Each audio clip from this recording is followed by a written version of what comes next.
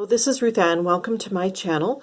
Today I'm doing a video kind of comparing big white florals. Another way you could describe these are candied white florals. It's kind of in the genre of, if you like Fracas by Robert Piguet, then I think you would like these perfumes. And I own 3 other perfumes that fit into this category, and then there are 2 others that I'm going to recommend that I don't own, but that are on my to-buy list. First of all, Fracas is by Robert Piguet, and it was initially formulated in 1948. This is considered a floral perfume that features tuberose. This is frequently described as a bubblegummy type tuberose. Now, I don't think this smells anything like bubblegum. To me, it smells more like a candied tuberose. It's very iconic, classic. It's very sexy, very rich. The top notes of Fracas are peach, orange blossom, hyacinth, and green leaves, among many others. This is one of those perfumes that has many, many, many notes, but I'm not going to cover them all because it would take all day. In the mid, we have tuberose, which is what is featured in this perfume. And in the base, there is musk, sandalwood, and many, many others. Tons of notes, but really what you get from this is tuberose. The way I experience Fracas is it's absolutely gorgeous. There's a temptation for it to wear you rather than you to wear it. It definitely is a room filler. You have to go easy on the nozzle, but it's absolutely beautiful and gorgeous. And it's just happy, happy, candied floral. And I'm not sure why. This type of floral is not super popular today, but it has not lost any of its appeal, in my opinion. It's absolutely gorgeous. So if you like Fracas, I suspect you will like these others, which I'm going to cover next. So I'm going to take this one out of the view. The next one that I'm going to cover is Giorgio by Beverly Hills. All right, so this was a really big popular fragrance in the 80s. This was initially formulated in 1981. It's a floral aldehydic perfume featuring also tuberose. This is very strong, very long-lasting, gorgeous, happy, sunny, very feminine fragrance. It's also, in my opinion, very wearable. Absolutely gorgeous. Again, it is a bit of a room filler. You have to be careful with how much you spray. Top notes include apricot, orange blossom, peach, and ylang ylang. In the mid is a heavy dose of tuberose, which is what makes this such a bright, happy floral, as well as gardenia, orchid, and other notes. And in the base, musk, sandalwood, and many other notes. So this is another very complex, lot of notes perfume. But the interesting thing about Giorgio and the others I'm covering is they tend to wear fairly linear.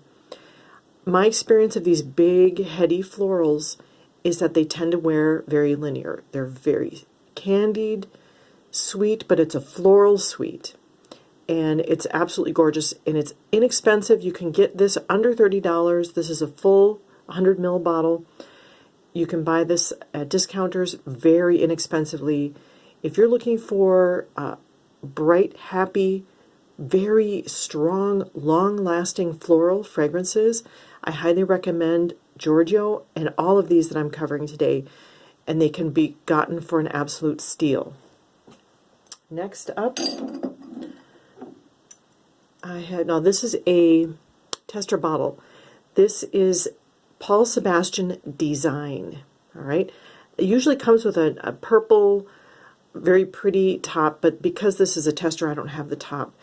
This can be purchased for under $20 and is absolutely gorgeous. This was released in 1985.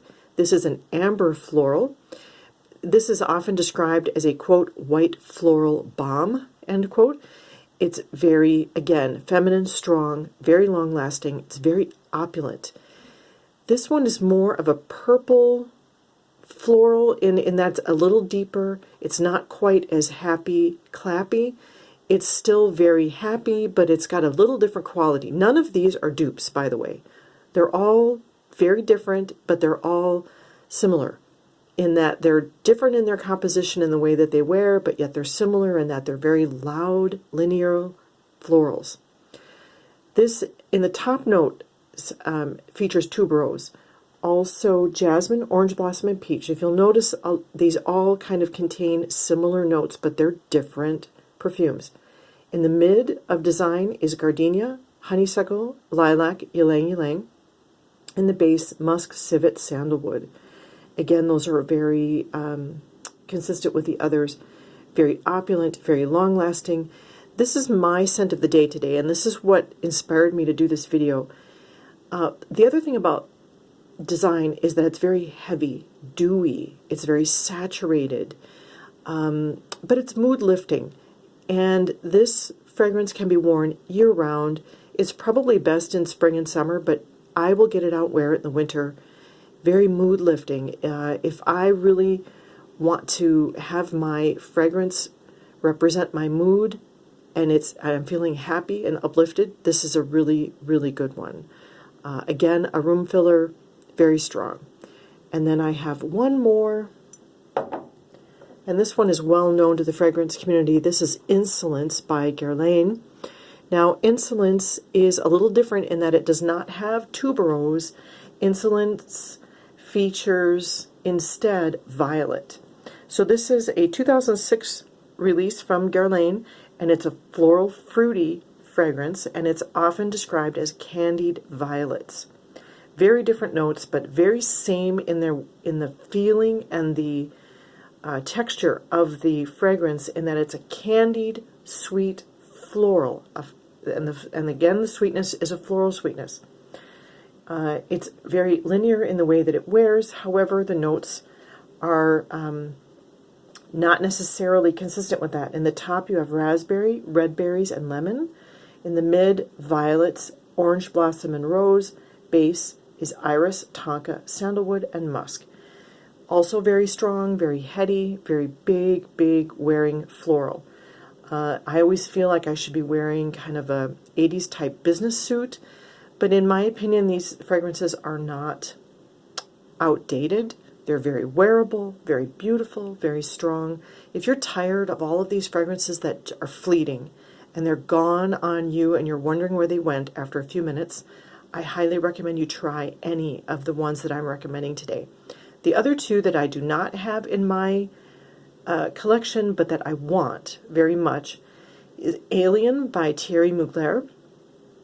Alien is like this kind of big floral, but it features jasmine instead of tuberose or violet. The other one is by Cacharel, and it's called LouLou. That one I have on my wish list. It's also a big, heady floral, and when I do acquire those, I will do videos on those as well. So that's the end of my video. I highly recommend these. Please don't be afraid of these big florals. They're absolutely beautiful. Let's not neglect the fragrances of our past. Let's instead honor the past and honor the women who wore and loved these fragrances. So thank you so much for watching, and I'll see you on the next one.